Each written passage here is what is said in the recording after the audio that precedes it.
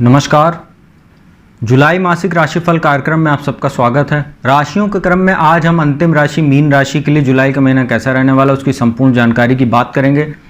राशिफल की शुरुआत करने से पहले जुलाई के महीने में सभी ग्रहों की स्थिति क्या रहने वाली है उसको स्पष्ट कर देते हैं। सूर्य 17 जुलाई तक मिथुन राशि में, इसके बाद वो कर्क राशि में प्रवेश करेंगे। मंगल 1 जुलाई को ही सिंह राशि में प्रवेश करेंगे और शुक्र 7 जुलाई को सिंह राशि में प्रवेश करेंगे। वहीं बुध 8 जुलाई को कर्क राशि में और 25 जुलाई को सिंह राशि में प्रवेश करेंगे। बृहस्पति राहु पूरे महीने एक साथ मेष राशि में गोचर कर रहे हैं। केतु तुला राशि में गोचर करेंगे और शनि जो है वो स्वराशि कुंभ में वक्री अवस्था में पूरे महीने गोचर करेंगे। तो यह थी ग्रहों की स्थिति। अब आपको राशिफल की जानकारी देते हैं। मीन राशि के लिए सबसे पहले बात करते हैं सूर्य की। सूर्य जो है वो आपके छठे भाव के मालिक होते हैं और वो 17 जुलाई तक आपके चतुर्थ भाव भौतिक सुख साधन के घर में बैठे हुए हैं। चतुर्थ भाव में सूर्य की स्थिति अच्छी नहीं मानी जाती, साथ में वो रोगेश होकर बैठे हुए हैं और रोग ऋण शत्रु के स्वामी होकर चतुर्थ भाव में हैं। तो माता के स्वास्थ्य का ध्यान रखिएगा, साथ ही अपने स्वास्थ्य का भी आप ध्यान रखिएगा। और यह सूर्य की स्थिति घर में कलह वगैरह की स्थिति उत्पन्न कराएगी, माता के साथ संबंधों को खराब करेगी। हालांकि यहाँ 8 जुलाई तक अभी बुध भी बैठे हुए हैं, तो भद्र नाम का महापुरुष राजयोग और सूर्य बुध का बुधादित्य राजयोग बना है, तो थोड़ा सा जो समस्याएं हैं उसको आप मैनेज कर लेंगे। और कार्यस्थल पर आपको काफ़ी सतर्क रहने की इस महीने आवश्यकता है, क्योंकि जो रोगेश होकर और शत्रु के स्वामी भाव के स्वामी होकर सूर्य चतुर्थ भाव में है और 10वें भाव पर सप्तम दृष्टि है, तो ये कार्यस्थल पर शत्रुओं में वृद्धि कर सकती है। आपके खिलाफ कोई षड्यंत्र हो सकता है। यदि आप सामाजिक कार्यकर्ता या सरकारी नौकरी करते हैं या राजनीति से जुड़े हुए हैं तो आपको कार्यस्थल पर काफ़ी सतर्क होकर रहना चाहिए, वरना कोई षड्यंत्र बदनामी के शिकार भी आप हो सकते हैं। बुध यहाँ से राशि परिवर्तन करके 8 जुलाई को आपके पंचम भाव में कर्क राशि में आ जाएंगे, परंतु सूर्य यहाँ 17 जुलाई तक रहेंगे। तो वहां पर जब 8 जुलाई से 17 जुलाई तक सूर्य अकेले गोचर करेंगे चतुर्थ भाव में, तो ये ज़्यादा आपके लिए समस्यादायक स्थिति हो सकती है। आपको अपने घर और परिवार का काफ़ी ध्यान रखने की आवश्यकता रहेगी, जिससे किसी भी प्रकार का वाद विवाद की स्थिति न उत्पन्न हो, क्योंकि वो बड़े कलह के रूप में वो वाद विवाद बढ़ सकता है, जिससे परिवार का माहौल काफ़ी खराब होगा। इसका आपको ध्यान रखने की आवश्यकता है, साथ ही आपके मानसिक तनाव में भी ये वृद्धि करेगा।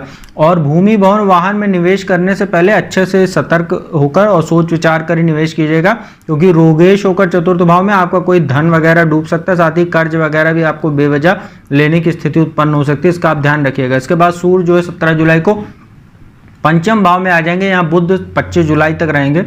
एक बार फिर से सूर्य बुध का बुधादित्य राजयोग बनेगा। यह आपके लिए थोड़ी सी अच्छी स्थिति कह सकते हैं, क्योंकि कालपुरुष की कुंडली में पंचम भाव में सूर्य अपने ही राशि के स्वामी होते हैं, सिंह राशि के, और यहाँ बैठे शिक्षा संतान में आपको अच्छी सफलता देंगे। हालांकि संतान के स्वास्थ्य को लेकर आपको जरूर कोई चिंता हो सकती है और शिक्षा में थोड़ा सा भटकाव हो सकता है, क्योंकि षष्ठेश होकर पंचम भाव में अपने से द्विद्वादश के संबंध में बनाएंगे पंचम भाव में। साथ ही अचानक खर्चे आने से आपको कुछ मानसिक तनाव हो सकता है। हालांकि आपको नाम या शाय में सूर्य वृद्धि कराएंगे। इसके बाद 25 जुलाई को बुध छठे भाव में आ जाएंगे। फिर से सूर्य यहाँ अकेले 25 जुलाई से और पूरे महीने अंत तक आपके रहेंगे, जो आपके लिए अच्छी स्थिति रहेगी कुल मिलाकर। इसके बाद मंगल की बात करते हैं। मंगल 1 जुलाई को ही आपके छठे भाव में आ जाएंगे और धनेश होकर छठे भाव में रहेंगे और जो है भाग्येश होकर छठे भाव में रहेंगे। तो धनेश होकर जब वो दूसरे भाव के स्वामी को छठे भाव में, इस महीने आपको थोड़ा सा आर्थिक तंगी का शिकार होना पड़ सकता है। आपको बजट बढ़िया अपना बना के चलना चाहिए, बेवजह के खर्चों से, दिखावों से आपको बचना चाहिए, क्योंकि इस महीने आपको धन संबंधी कुछ समस्याएं हो सकती हैं, क्योंकि सूर्य भी चतुर्थ भाव में बैठे हैं। जैसा मैंने बताया था, भौतिक सुख साधनों में निवेश करने से बचना चाहिए इस महीने आपको, क्योंकि बेवजह के कर्ज लेने की भी नौबत आ सकती है। साथ ही छठे भाव में मंगल बैठे हुए हैं 1 जुलाई से, तो यह आपके पाचन संबंधी समस्या देगा। तो गरिष्ठ भोजन, तेल मसाले मिर्ची मसालेदार खाने से आपको बचना चाहिए। हल्का भोजन कीजिए, सादा भोजन कीजिए, तो आपके लिए अच्छा, वरना पाचन संबंधी पेट संबंधी समस्याओं को जन्म देगा। साथ ही शत्रुओं में भी वृद्धि करेगा, परंतु शत्रु आपके परास्त होंगे। कारण उसका यह कि शनि भी द्वादश भाव में बैठे हुए हैं। आपके ऊपर 7.5 का प्रथम चरण चल रहा है, पहला चरण। तो शनि मंगल के जो दृष्टि संबंधी शत्रुओं में वृद्धि भी कराएगा और आप उन पर विजय भी प्राप्त करते जाएंगे, परंतु शत्रुओं की वजह से आपको मानसिक तनाव देने का काम करेगा ये मंगल, और आपका समय और धन दोनों बर्बाद होगा उनको शांत करने में। मंगल द्वादश भाव पर दृष्टि है, तो कोर्ट कचहरी जुड़े मामलों में भी ये विलंब पैदा करेंगे। वहां शनि भी बैठे हुए हैं और बेवजह के किसी भी दूसरे के मामले में हस्तक्षेप करने से महीने अपने आप को बचाएं, खास तौर पे जब तक मंगल छठे भाव में है 18 अगस्त तक, क्योंकि शनि से उनका दृष्टि संबंध है, तो आप किसी कानूनी मामले में भी फंस सकते हैं, इसका ध्यान रखिएगा। लग्न पर रोगेश होकर मंगल दृष्टि डालें तो स्वास्थ्य संबंधी समस्याएं भी आपको कुछ हो सकती हैं। साथ ही आपके अहंकार और क्रोध में भी वृद्धि होगी, इसका आप ध्यान रखिएगा पूरे महीने। शुक्र की बात करते हैं, शुक्र छठे भाव में आ जाएंगे 7 जुलाई को और यहाँ 7 अगस्त तक वो रहेंगे। छठे भाव में शुक्र का गोचर अच्छा नहीं माना जाता। आपका कोई एक्स्ट्रा मैरिटल अफेयर वगैरह उससे आपको बचने की आवश्यकता है, क्योंकि आप किसी न किसी ब्लैकमेलिंग वगैरह के शिकार हो सकते हैं। साथ ही अविवाहित हो तो आपके रिश्ते तय होने में भी समस्या आएगी। हो सके तो आप 7 अगस्त तक किसी भी प्रकार के नए विवाह वगैरह, जैसे आप अविवाहित हो तो रिश्ते तय करने से बचें। साथ ही छठे भाव में शुक्र बैठेंगे तो ये आपकी भावनाओं को भी भड़काएंगे, आपको सेक्सुअल ट्रांसमिटेड डिजीज वगैरह हो सकती है, तो कृपया संबंध बनाते समय काफ़ी कॉन्ट्रसेप्शन वगैरह का ध्यान रखिएगा, क्योंकि शुक्र मंगल की युति चारित्रिक दोष भी देती है और यौन रोग को भी ये आमंत्रण करने का काम करती है। साथ ही शुक्र छठे भाव में बैठे, आपको मादक पदार्थ के सेवन जैसे सिगरेट, शराब से आदि से बचना चाहिए। मांसाहार वगैरह का सेवन ना करें, अन्यथा आपको कोई गंभीर बीमारी भी शुक्र दे सकते हैं। साथ ही यदि आप डायबिटीज वगैरह से पीड़ित हैं, मूत्र विकार से पीड़ित हैं, यूरिनरी इन्फेक्शन वगैरह की समस्या आपको पहले रही है, तो इस गोचर के दौरान बहुत सतर्क रहिएगा, यह समस्या बढ़ भी सकती है। इसके बाद बुध की बात करते हैं। बुध सबसे पहले तो 8 जुलाई को आपके चतुर्थ भाव में आएंगे। ये आपकी शिक्षा के लिए अच्छे रहेंगे। यदि आप एडवाइजरी काम करते हैं, कंसल्टेंसी का काम करते हैं, मैनेजमेंट, बैंकिंग, फाइनेंस सेक्टर जुड़े हुए हैं, साथ ही शेयर बाजार वगैरह में काम करते हैं या रियल एस्टेट वगैरह से जुड़े हुए हैं, वहां पर एडवाइजरी का काम करते हैं, ब्रोकरेज का काम करते हैं, साथ ही आप जुआ, सट्टा, शेयर, लॉटरी में निवेश करते हैं, तो 8 जुलाई से 25 जुलाई का जो समय है, ये बुध आपके लिए कहीं ना कहीं थोड़ा सा फेवरेबल रहेंगे। और साथ ही भौतिक सुख साधनों में यदि आप निवेश करना चाहते हैं, उसमें भी थोड़ा सा बुध आपकी मदद करेंगे, क्योंकि चतुर्थेश होकर और सप्तमेश होकर पंचम भाव में तो केंद्र त्रिकोण का राजयोग बनाएंगे। इसके बाद बुध 25 जुलाई को छठे भाव में आ जाएंगे। छठे भाव में भी बुध का गोचर अच्छा माना जाता है। सरकारी नौकरी की तैयारी करने वाले छात्र या प्राइवेट नौकरी की तैयारी करने वाले छात्र जो हैं, उनको प्रतियोगी परीक्षाओं में सफलता मिलेगी। साथ ही जो नौकरी करते हैं मीन राशि के जातक, उनको पद प्रतिष्ठा में वृद्धि हो सकती है, उनको मनचाहा स्थानांतरण हो सकता है। साथ ही कोई नए आपको जो है नेतृत्व प्राप्त हो सकता है, कोई अच्छा आपको काम मिल सकता है नया, और स्थानांतरण वगैरह भी मनचाहा आपका इस गोचर के दौरान हो सकता है। तो बुध की स्थिति आपके लिए काफी फेवरेबल रहने वाली है इस महीने।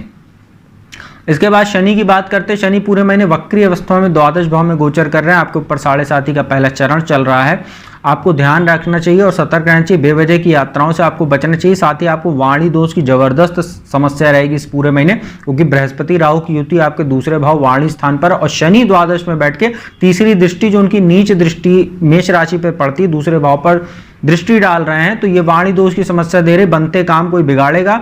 साथ ही परिवार में कलह की स्थिति उत्पन्न कराएगा, और पैतृक संपत्ति से जुड़ा कोई आपका मामला चल रहा है, उसमें भी शनि की नीच दृष्टि समस्या पैदा करेगी। साथ ही यदि आप विवाहित हैं तो ससुराल पक्ष से भी शनि की दृष्टि संबंधों को खराब करने का काम करेगी, और आप अविवाहित हैं तो आपके रिश्तों को तय करने में समस्या देगी शनि की दृष्टि। सप्तम दृष्टि जैसे मैंने बताया मंगल से दृष्ट रहेंगे, तो कोर्ट कचहरी, वाद विवाद से जुड़े हुए मामलों में आपको समस्या देखने को मिलेगी। साथ ही भाग्य स्थान पर द्वादश में बैठ के दृष्टि डालेंगे तो भाग्य में भी शनि अवरोध उत्पन्न करेंगे।